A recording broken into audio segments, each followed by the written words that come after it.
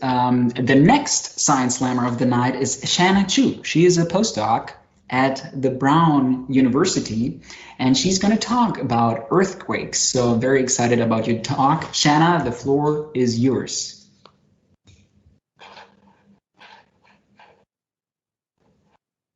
Thank you, Martin. Okay, so on to a slightly more dramatic topic. Alaska, Haiti. If you've been following the news, you'll know that earthquakes have really been shaking things up all around the world. And aside from horror at this vast devastation that's occurring, you might wonder, well, what's the difference actually between a magnitude 8 and a magnitude 7 earthquake? Well, one takeaway I'm going to tell you from my research is that the earthquake with a higher number isn't always the one causing more damage. And here's just one of the reasons why.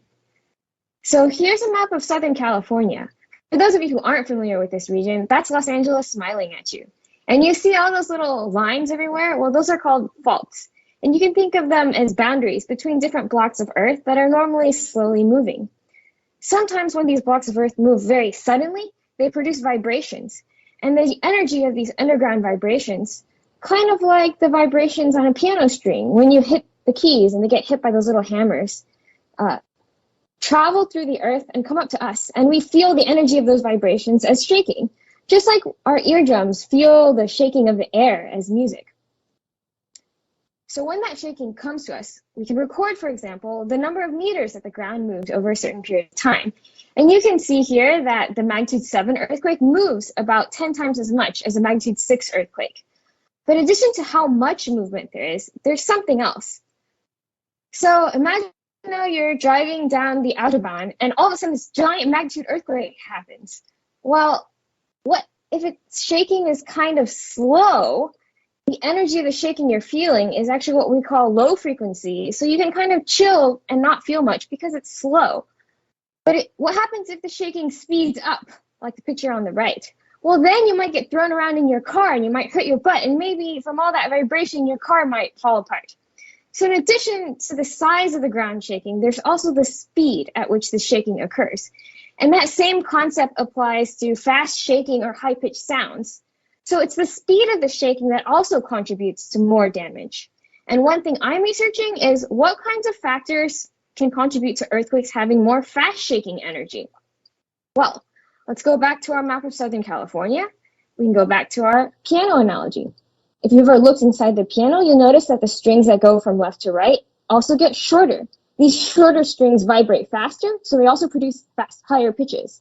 By that same analogy, shorter faults should also generate more fast-shaking energy.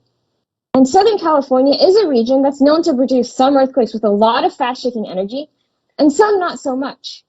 So here is a big, long fault. Here's a little one. So if my house is next to this little green fault, then I'm less in danger, right? Well, what happens if you get to a fault like this one? Okay, so that's a bit of a mind bender. In fact, Southern California is full of these bendy faults, but they're not everywhere. Some places you have these nice parallel lines. Some places everything is just a mess. So in a study that I just submitted last month to a journal, we used geometry to define several aspects of faults within these small circled regions throughout Southern California. For example, how densely spaced are these faults? Are they all nice aligned and parallel, or all at different angles? And we found that, interestingly enough, the less aligned faults are, the more fast-shaking energy we can measure from the earthquakes there. Wait, let me repeat that. The less aligned faults are, the more fast-shaking energy from the earthquakes, the more damaging those earthquakes are. So what could that possibly imply? Well, it could tell us something about the physics of the wavy fault. So rather than the whole thing vibrating like one giant string, it could actually behave more like, like multiple instruments in one, which is behind a new theory that's proposed by my research group.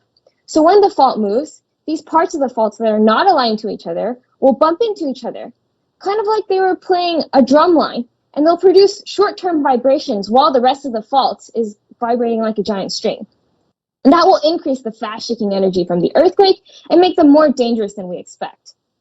So in conclusion, earthquakes are actually like a symphony. There are a lot of small parts, and some of those parts cause more damage than others, but we're only a little bit of the way into understanding the physics of all the instruments. So it really takes all of us, the scientists, engineers, and policymakers, to better prepare for these damaging events. Thank you for coming to my talk, and I hope you learned just a little bit more about what makes earthquakes damaging.